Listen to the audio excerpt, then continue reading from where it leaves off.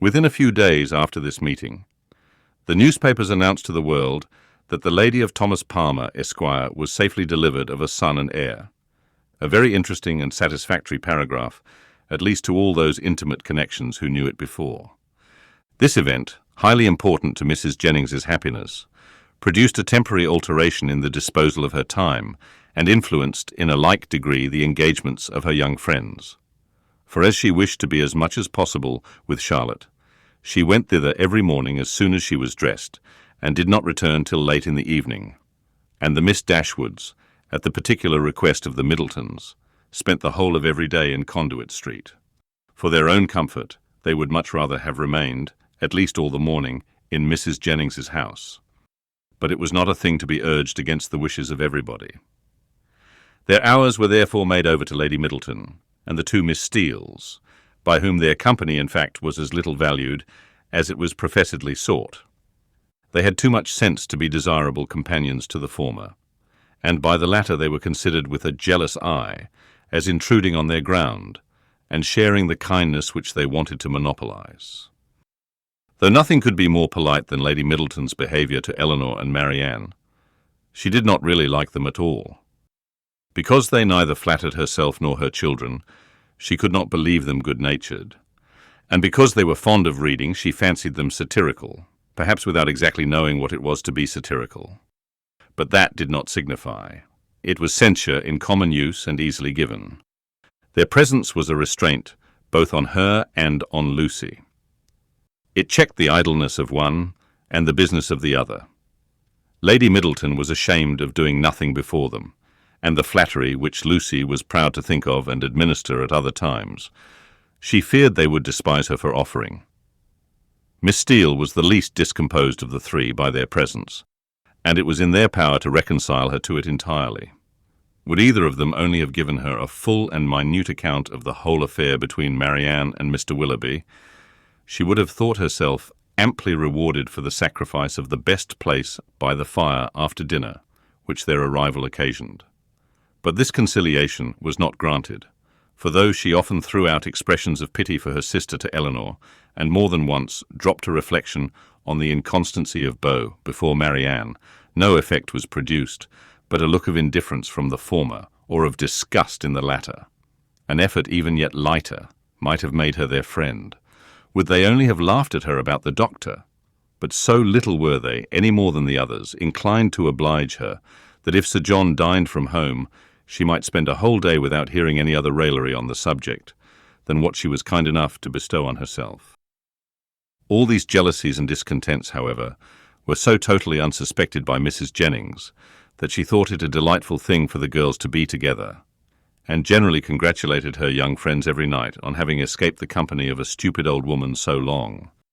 She joined them sometimes at Sir John's, sometimes at her own house, but wherever it was, she always came in excellent spirits, full of delight and importance, attributing Charlotte's well-doing to her own care, and ready to give so exact, so minute a detail of her situation as only Miss Steele had curiosity enough to desire. One thing did disturb her, and of that she made her daily complaint. Mr. Palmer maintained the common but unfatherly opinion among his sex of all infants being alike, and though she could plainly perceive, at different times, the most striking resemblance between this baby and every one of his relations on both sides, there was no convincing his father of it.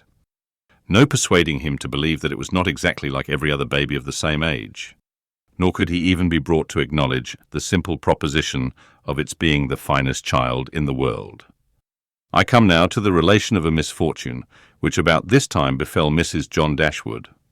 It so happened that while her two sisters with Mrs. Jennings were first calling on her in Harley Street, another of her acquaintance had dropped in, a circumstance in itself not apparently likely to produce evil to her. But while the imaginations of other people will carry them away to form wrong judgments of our conduct, and to decide on it by slight appearances, one's happiness must in some measure be always at the mercy of chance.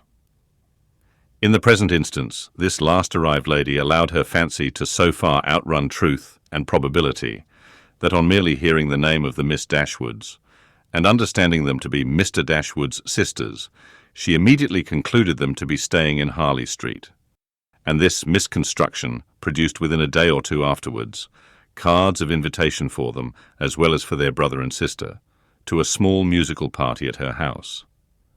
The consequence of which was that Mrs. John Dashwood was obliged to submit not only to the exceedingly great inconvenience of sending her carriage for the Miss Dashwoods, but what was still worse, must be subject to all the unpleasantness of appearing to treat them with attention. And who could tell that they might not expect to go out with her a second time? The power of disappointing them, it was true, must always be hers. But that was not enough, for when people are determined on a mode of conduct which they know to be wrong, they feel injured by the expectation of anything better from them. Marianne had now been brought by degrees so much into the habit of going out every day that it was become a matter of indifference to her whether she went or not, and she prepared quietly and mechanically for every evening's engagement, though without expecting the smallest amusement from any, and very often without knowing, till the last moment, where it was to take her. To her dress and appearance she was grown so perfectly indifferent as not to bestow half the consideration on it during the whole of her toilet, which it received from Miss Steele in the first 5 minutes of their being together when it was finished. Nothing escaped her minute observation and general curiosity. She saw everything and asked everything, was never easy till she knew the price of every part of Marianne's dress, could have guessed the number of her gowns altogether with better judgment than Marianne herself, and was not without hopes of finding out before they parted how much her washing cost per week and how much she had every year to spend upon herself. The impertinence of these kind of scrutinies, moreover, was generally concluded with a compliment, which, though meant as its douceur, was considered by Marianne as the greatest impertinence of all.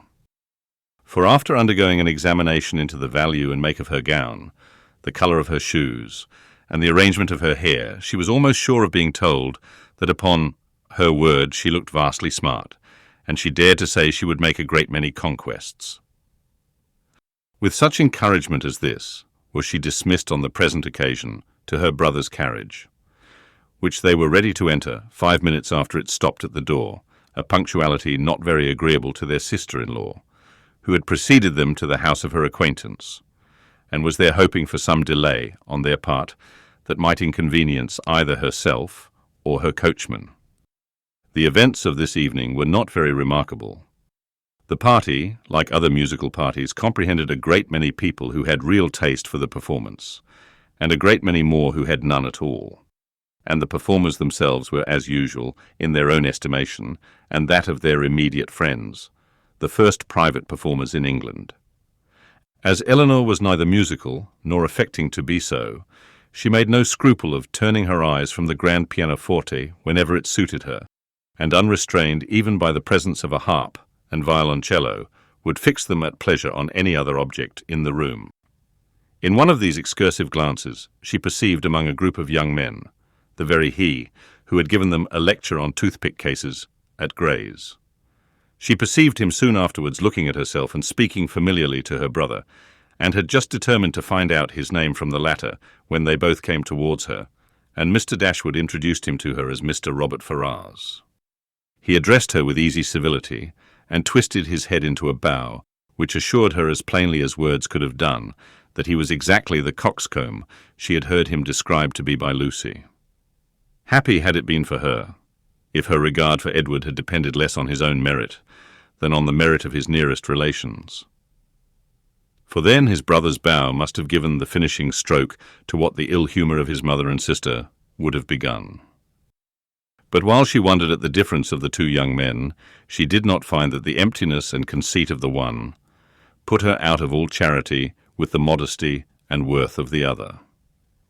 Why they were different, Robert explained to her himself in the course of a quarter of an hour's conversation, for talking of his brother, and lamenting the extreme gaucherie which he really believed kept him from mixing in proper society, he candidly and generously attributed it much less to any natural deficiency than to the misfortune of a private education, while he himself, though probably without any material superiority by nature, merely from the advantage of a public school, was as well fitted to mix in the world as any other man. "Upon my soul," he added, "I believe it is nothing more. And so I often tell my mother, when she is grieving about it, 'My dear madam,' I always say to her, 'you must make yourself easy. The evil is now irremediable, and it has been entirely your own doing. Why would you be persuaded by my uncle Sir Robert against your own judgment to place Edward under private tuition at the most critical time of his life? If you had only sent him to Westminster as well as myself instead of sending him to Mr. Pratt's, all this would have been prevented.' This is the way in which I always consider the matter, and my mother is perfectly convinced of her error." Eleanor would not oppose his opinion because, whatever might be her general estimation of the advantage of a public school, she could not think of Edward's abode in Mr. Pratt's family with any satisfaction. "You reside in Devonshire, I think," was his next observation, "in a cottage near Dawlish." Eleanor set him right as to its situation, and it seemed rather surprising to him that anybody could live in Devonshire without living near Dawlish. He bestowed his hearty approbation, however, on their species of house. "For my own part," said he, "I am excessively fond of a cottage. There is always so much comfort, so much elegance about them, and I protest, if I had any money to spare, I should buy a little land and build one myself, within a short distance of London, where I might drive myself down at any time and collect a few friends about me, and be happy.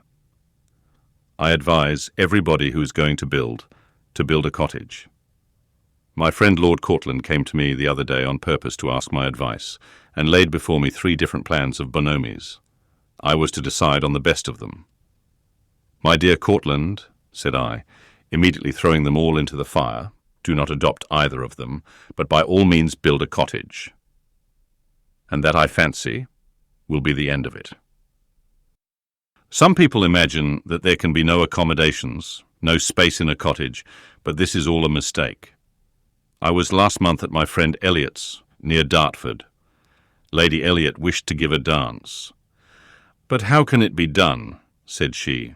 'My dear Ferrers, do tell me how it is to be managed. There is not a room in this cottage that will hold 10 couple, and where can the supper be?' I immediately saw that there could be no difficulty in it, so I said, 'My dear Lady Elliot, do not be uneasy. The dining parlour will admit 18 couple with ease. Card tables may be placed in the drawing-room, the library may be open for tea and other refreshments, and let the supper be set out in the saloon.' Lady Elliot was delighted with the thought. We measured the dining-room and found it would hold exactly 18 couple, and the affair was arranged precisely after my plan. So that, in fact, you see, if people do but know how to set about it, every comfort may be as well enjoyed in a cottage as in the most spacious dwelling." Eleanor agreed to it all, for she did not think he deserved the compliment of rational opposition. As John Dashwood had no more pleasure in music than his eldest sister, his mind was equally at liberty to fix on anything else, and a thought struck him during the evening which he communicated to his wife for her approbation when they got home. The consideration of Mrs. Dennison's mistake in supposing his sisters their guests had suggested the propriety of their being really invited to become such, while Mrs. Jennings's engagements kept her from home. The expense would be nothing, the inconvenience not more, and it was altogether an attention which the delicacy of his conscience pointed out to be requisite to its complete enfranchisement from his promise to his father. Fanny was startled at the proposal. "I do not see how it can be done," said she, "without affronting Lady Middleton, for they spend every day with her. Otherwise I should be exceedingly glad to do it.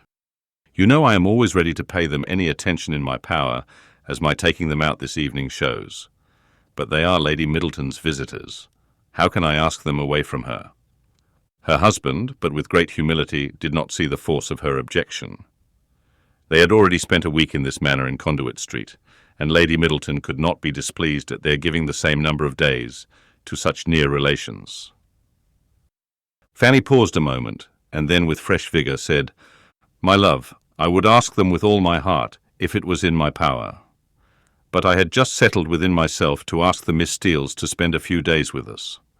They are very well behaved, good kind of girls, and I think the attention is due to them. as their uncle did so very well by Edward. "We can ask your sisters some other year, you know. But the Miss Steeles may not be in town any more. I am sure you will like them. Indeed, you do like them, you know, very much already, and so does my mother. And they are such favourites with Harry." Mr. Dashwood was convinced. He saw the necessity of inviting the Miss Steeles immediately, and his conscience was pacified by the resolution of inviting his sisters another year. At the same time, however, slyly suspecting that another year would make the invitation needless, by bringing Eleanor to town as Colonel Brandon's wife and Marianne as their visitor. Fanny, rejoicing in her escape, and proud of the ready wit that had procured it, wrote the next morning to Lucy to request her company and her sisters for some days in Harley Street, as soon as Lady Middleton could spare them. This was enough to make Lucy really and reasonably happy. Mrs. Dashwood seemed actually working for her, herself, cherishing all her hopes and promoting all her views. Such an opportunity of being with Edward and his family was, above all things, the most material to her interest, and such an invitation the most gratifying to her feelings. It was an advantage that could not be too gratefully acknowledged, nor too speedily made use of. And the visit to Lady Middleton, which had not before had any precise limits, was instantly discovered to have been always meant to end in 2 days' time. When the note was shown to Eleanor, as it was within 10 minutes after its arrival, it gave her, for the first time, some share in the expectations of Lucy. For such a mark of uncommon kindness, vouchsafed on so short an acquaintance, seemed to declare that the goodwill towards her arose from something more than merely malice against herself, and might be brought by time and address to do everything that Lucy wished. Her flattery had already subdued the pride of Lady Middleton, and made an entry into the close heart of Mrs. John Dashwood, and these were effects that laid open the probability of greater. The Miss Steeles removed to Harley Street, and all that reached Eleanor of their influence there strengthened her expectation of the event. Sir John, who called on them more than once, brought home such accounts of the favour they were in as must be universally striking. Mrs. Dashwood had never been so much pleased with any young women in her life as she was with them, had given each of them a needlebook made by some emigrant, called Lucy by her Christian name, and did not know whether she should ever be able to part with them.